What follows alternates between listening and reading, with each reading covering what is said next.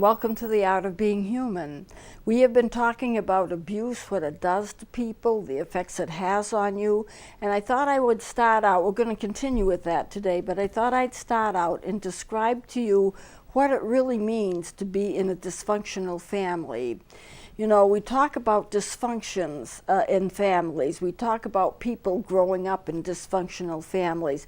We have to remember that whether it's drug abuse, or it's alcoholism, or it's physical or emotional abuse, whatever it is that causes a family to be dysfunctional, you're going to get the same symptoms.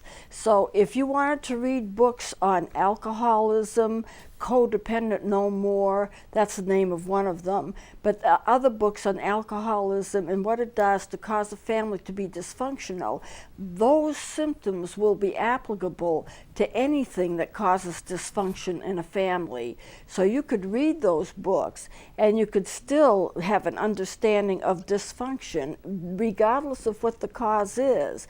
So let me explain it the way that a friend of mine explains it. He's a therapist, a family therapist, and this is the way he describes dysfunction. Supposing that you're on a plane and you're flying. I wish I had a toy model airplane with me, but I don't. You're flying, a whole family is flying in a plane together, and they're going straight the way that they need to go.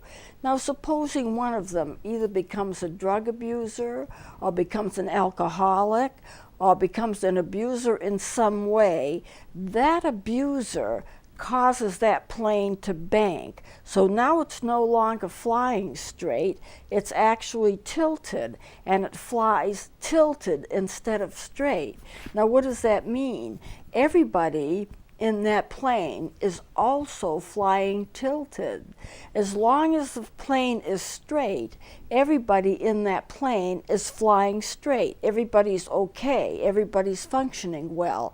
But as soon as somebody in the family has a problem, develops a problem, whether it's drug use or alcoholism is a big one, but so is drug abuse, or some kind of other abusive behavior, they get involved with the occult or they do crazy things, then they tilt because they're no longer being right, they're no longer being normal.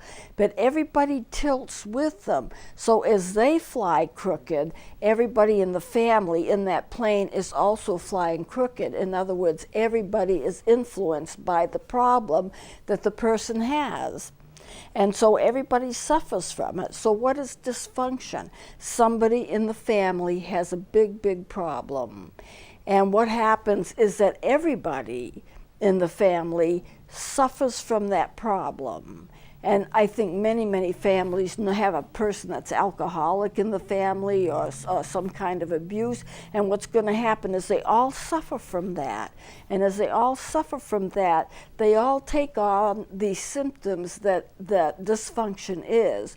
So dysfunction is when a family member does not behave as they should, and I'm not being moralistic here, I'm just saying they develop a problem that causes everybody in the family to work around them to try to preserve a normal family life, which they cannot do because of the nature of the problem. They suffer, so the relationships within the family all change, and they change in a very negative way. So that is dysfunction, when you do not behave or a family cannot behave.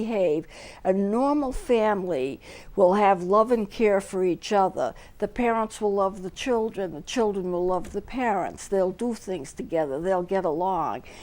If one of them is sick, the others take care of them. There's all kinds of healthy things that go on, healthy interchanges that go on within the family members. But you do not have that in a dysfunctional family. People go off in their own directions. People try to preserve themselves, or people lose a part of themselves in trying to restore a normal family life. The wife won't say anything about the husband's addiction because she wants to try to work around him, Why does she want to work around him? She wants the family to be restored to normal, so she's trying to make normal out of a situation that can't be normal. It can't be normal as long as the person is not taking responsibility for their own decisions, for their own illness, you might say. They're not willing to work to make themselves better. And so everybody in the family suffers, and everybody tiptoes around the person who is the one who has the problem. But as a result, everybody has a problem because they can't function normally. They are always going around the person who is the perpetrator, if I can use that word. I know that we use the word perpetrator for sexual problems, for sexual abuse, and sexual abuse is one of the types of abuse that people have, that they go through, that causes the family to be dysfunctional. So let me get back to this chart. We have started the fears and emotions of people who have been abused, and this could be you. This could be a person who's not addicted themselves, but they've suffered from the addiction of another family member. And so you have, if you are the product of an abusive relationship, whether it be drugs, whether it be alcohol, whether it be abandonment, whether it be emotional or physical abuse, it can be any and all of those things. You will suffer these symptoms, and I've gone through some, but let's go, just let me read down here and start on fear of what others think. You go through guilt, fear of punishment, anticipatory fear, the what if fears, the fear of loss of control, the anger, the depression, they are really combined as one. The fear of emotions, which also ends up as being the depression, fear of abandonment. Now we come to where we left off last time. The fear of what others think. Why do you care what other people think? Because a person who has been abused has an incredible desire to be liked. They have to be liked. They have to know that people like them, because as a part of the abuse, they have been told over and over again that they're not good enough. They don't have value. They don't have worth. I think I mentioned before about a little boy, young teenage boy, who killed himself because he felt he wasn't loved, and he thought that if he killed himself, his parents might love him because he was gone. Now that's tragic, that's absolutely tragic, but people have this fear that they are not going to be liked, and they have this incredible need to be liked. To be liked means that you're okay. Not to be liked means that you're not okay if you have suffered abuse. And so therefore, your fear of what other people think, you just want to be liked. You just want to know that you're okay. You just want to know that other people love you, that other people care for you. You know, there are really three types of self-esteem. I haven't gotten into this much, but we usually say self-esteem is what you think about yourself. Well, that's one form of it, but it's also what you think other people think of you. And also the third one is what people really think of you. So you have these three types of self-esteem: what you feel about yourself, what you feel other people feel towards you, and what other people really feel towards you. And I focus on what you think other people think of you as the most common type of self-esteem issues, because if you think other people like you, if you think other people cherish you, then you tend to think, okay, I must be okay. People wouldn't like me if I wasn't okay.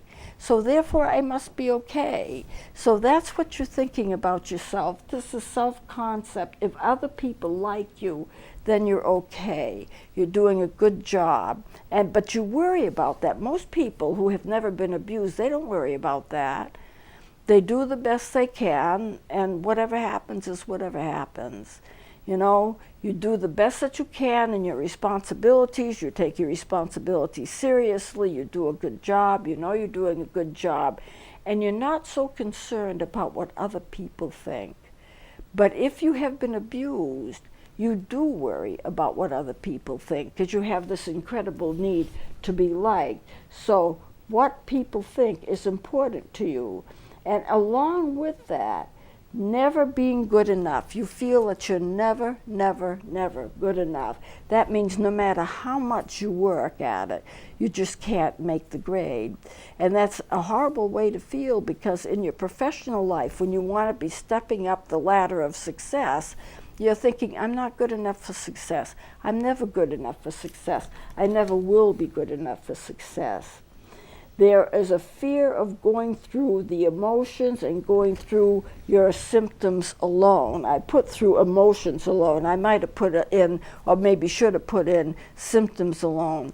If you have a lot of anxiety, and let's say you're seeing a counselor, the counselor goes on vacation for a couple of weeks. You don't see them. What do? You panic, because you're afraid of going through your symptoms alone. There's nobody to touch base with. There's no one you can call and saying, I'm having a real bad day, and I just don't know what to do. If you have a physical illness and you have a lot of pain with that physical illness, and your physician goes on vacation, or your therapist goes on vacation, or something happens, you will panic because you have nowhere to turn. There's a fear of going through everything alone.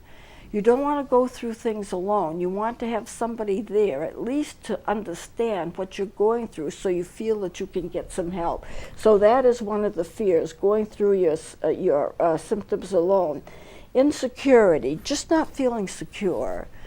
I don't know what's going to happen next. Maybe I'll lose my job. Maybe I'll lose my house. Maybe I'll get fired. There's just a general insecurity. People who are not dysfunctional do not have that much insecurity. But I think now, with the present day, when you have a lot of the financial problems, closures on houses, and losing jobs, and the financial situation of this country is not good right now, I think there's going to be more of a prevalence of insecurity, but it is one of your symptoms. The need to be liked, I've mentioned that before. You have a tremendous need to be liked, and you always expect the worst. Never the best, always the worst. That's what you expect. And so you can't rest in the fact that God's going to give you the best. It's always, well, what if this happens? How do I protect myself? I always have to protect myself from what could happen that would be bad. And that's the kind of thing that you do. That's one of the symptoms. You relive the fears and relive the past pain. In other words, a lot of the suffering that you have comes from past pain. You feel, you relive the past pain. It takes on a life of its own. You were rejected when you were younger, so now you're going to be rejected. You just feel that past pain over and over and over again. And so it takes on a life of its own. You're reliving the past, but the way that you do it, it comes up as if it's a present circumstance. It feels like a present circumstance and attaches itself to a present circumstance. And when that happens, you feel the incredible pain of what happened in the past attaching itself to what's going on now and becoming one with an intensity that is amazing. It's a very, very amazing, intense situation. So you feel more strongly and more fearfully than what is needed for the situation that you're going through. You have a greater fear than what is necessary for the situation that you're going through. So you relive your past pain. If you can remember that you're doing that, you can cut down on that past pain. What I am suffering from now is what I've suffered from in the past, and it just magnifies itself. If I can cut out the past, if I can realize that my fear is more than what the situation calls for, then it's easier to handle that fear. If I have a fear of going to the doctor because I might have cancer, that may not be a realistic fear at all. But you fear that. If you look back into your past, one of your past family members may have died of cancer, or one of your friends may have gotten it, and you just take that past fear, mix it with the present situation, and then you have the recipe for a great deal of fear. Okay, so you relive the past pain. You have a fear of making decisions because you're afraid your decisions will be wrong. They won't necessarily be wrong, but if they are, they're correctable. But you're always afraid of making a wrong decision. Why? Because you feel that you're not worth anything. So therefore, that's going to further make you feel more badly, and you can't get over that. So if you make a bad decision, it's just not anything that you can recover from. And then severe loneliness, and I'm going to close on this one here. For loneliness, I think myself, just from what I've done as a therapist, I think loneliness is worse than depression. Depression, you fall in and out of. You recognize the symptoms. You fall in and out of it. But loneliness has a certain quality about it. Being absolutely alone, having nobody around you that you can trust, fearing that you're going to be stuck in an alone state. People fear aloneness. And you can be very alone in a big city, very, very alone in a big city. So you just fear that there will be nobody there for you. One, you don't feel worthy, you don't feel loved, you don't feel anybody cares that much for you, that they're going to help you.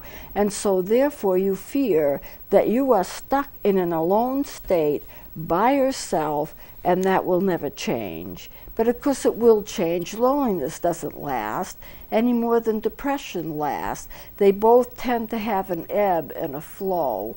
And so you just need to remember that. It's not the end of the world if you're lonely. It's not the end of the world if you're depressed.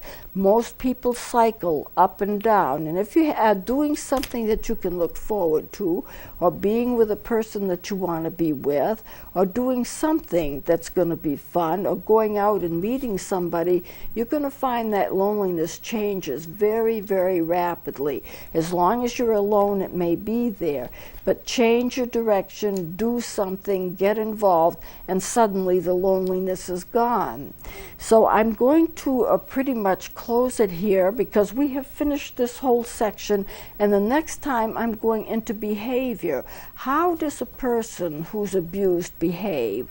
What is different about their behavior than other people? It's not necessarily bad behavior. It can be, but it doesn't have to be.